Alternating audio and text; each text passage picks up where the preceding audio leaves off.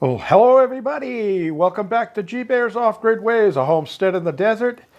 And here we are on February 16th, 2020. And my neighbor Letty left here a little while ago. I finished welding their bed rails that needed to be repaired. And I got them all welded and painted up today because the winds are blowing again. And I mean blowing. They're like 25, 27, 28 miles an hour all day. And plenty of electricity. My dump load is warming up the battery box, and I'll show you that on the way down. But what we're looking at here, this is one of the yellow buckets, the kitty litter buckets that I have laying around. And you see I drilled holes in the bottom and painted it black. And they say, well, what's that going to be? Well, that's going to be a worm farm. So this is going to go into the garden, and it'll be buried up to this level right here, right up to this fin. Everything else will be below ground except for the top. So you start it off with some shredded newspapers, newspaper strips in the bottom down there, and you got to give those a little bit of water, and then throw some of your compostables, you know, like when you got little leftover lettuce or the ends of the carrots, the carrot greens, things like that. You throw that stuff in here whenever you're cooking, making your meal. All of the stuff that you normally throw into a compost pile, you can put some of it in here, and the worms will come out of the soil of the garden, going through these holes, and they'll eat up what you threw in there. And then they'll go back into the garden. So you don't have to have a separate worm farm sitting off to one side, making your worms happy and getting the worms to regenerate, because worms are very beneficial to a garden. You gotta have worms in your garden. If you don't have worms in your garden, your soil's not going to be very good. So you want to have worms in your garden. And this is the desert. So the worms don't like this stuff, this sandy, silty soil, but they do like that garden soil I have in there. So I've got plenty of worms in the garden, so I'm going to give them a little place to feed at, other than just reducing my garden soil wood chips down to dust and powder. They can come in and eat some of the stuff that's in here. And then, of course, you know, when you pluck a leaf off or something off of the tree, apple cores, pear cores, anything like that that you would normally just throw into a compost pile, you can drop it in this bucket and it'll feed the worms. Excuse me. The winds are blowing and the dust is kicking up. Anyway, I also made some wooden stakes here for some of my plants that are going into the garden, and I'll show you those in here in a minute. We're going to grab a hold of this bucket and head down that way. Step out here into the wind, but I've got my windproof mic on. Look at that flag whipping. I mean, the turbine kicking butt up there. I mean, really, really putting out lots of electricity. And, whoa, making me walk faster too. So come around the corner here, get out of the wind for a second. And you see the yellow light on there on the dump load. That means that it is running. And that heating element is warming up this room. I'm going to close the door here in a little while, and that'll keep the batteries warm so that the specific gravity stays up. But let me see if I can set that bucket down and zoom in there. 14.3, lots of electricity. So we're going to come down here, and yeah, 340, 370. I've seen that's 400. I've seen it up to 500 already here today. And I'm kicking out 24.5 amps there, 19 amps. So a lot of amperage and wattage coming out of these winds here today. And of course the sun's been out all day, so I've also had that generating electricity. So the batteries are way past peak. They're way overloaded. They're sending the extra electricity to my heating element. And I'll close this door up and it'll stay nice and warm in there.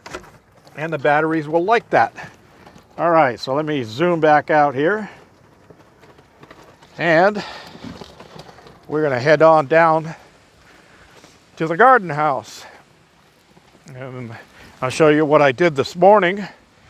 And then I had to knock off because the winds got stronger and stronger as the day went on. And just opening this door is a chore because the wind's at my back right now. And this thing is like a sail. All right. So I haven't decided, but I think this is going to go somewhere like right here. And this cover is hinged up so it lifts up and like that. And once it's buried in there, that'll keep flies and other vermin like rats and mice and stuff out of the compost that goes in there. So I don't have to worry about those getting into it. And this is going to be buried down, like I said, just down to this fin right here. It'll be low in the garden, and then all the soil that I take out of there, I'll move on down the garden down to another place there. All right, so I brought my spinach out here because it was looking sad inside. It needs to get transplanted. I'm going to get that transplanted. And I brought my tomatoes out because the tomatoes were getting way too tall for the indoor work. And I got some stakes in here. I got them tied off. But the Roma is really tall here, so I needed to make those other sticks that I just showed you, so I'd have taller sticks in here. And then this is the better bush tomato, and that one's going to need to be staked up too, and that one's going to need to be staked up. So I made some pretty tall stakes. These branches I pruned off, I don't think they're going to take, but just for the heck of it, you know, I can always throw them away later. Don't throw them away right away. I always stick them in the soil, see if they're going to take.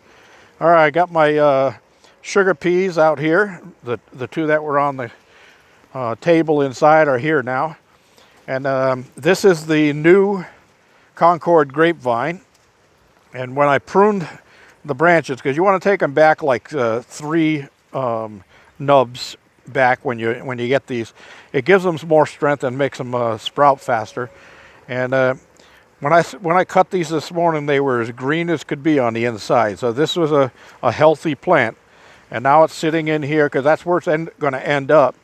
And I've got it in its soil. It's been watered, and I put some Go Juice on it, some nutrients on it, so that I hope that one's going to take off a little bit faster.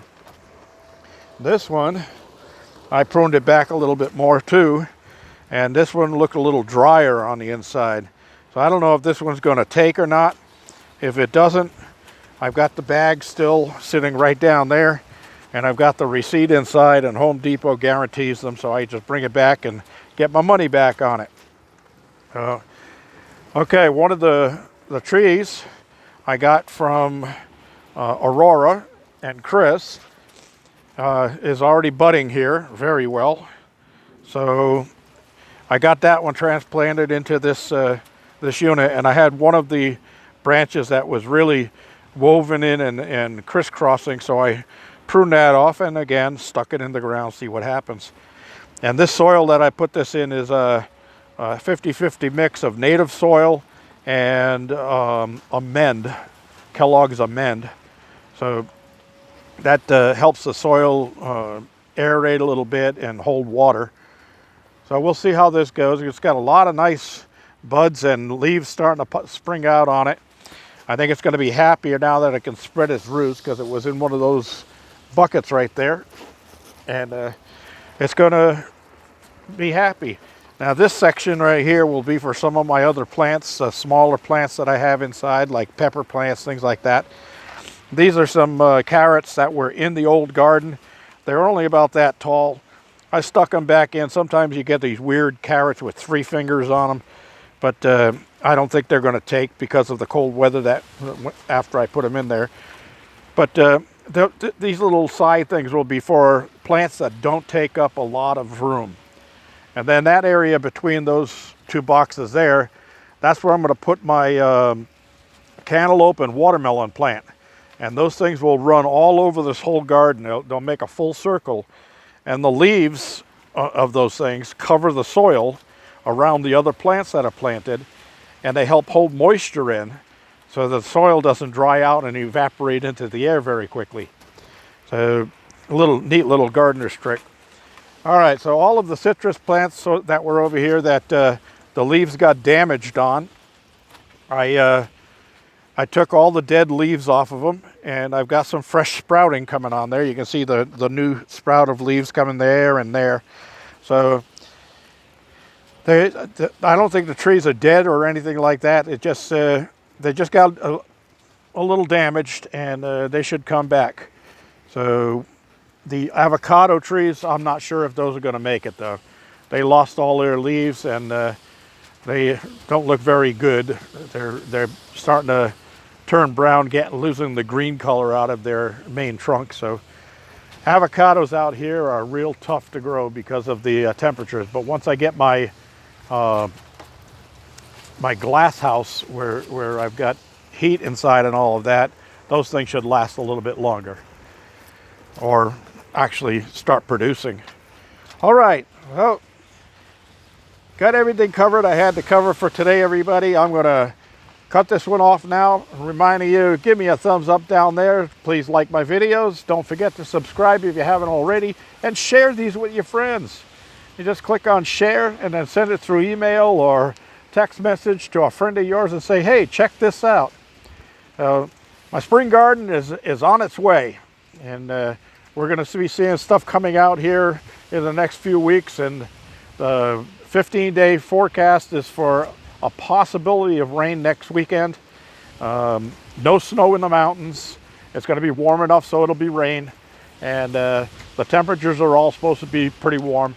It was near 70 today out here, but the winds, of course, are just really blowing out here. There's lots of wind.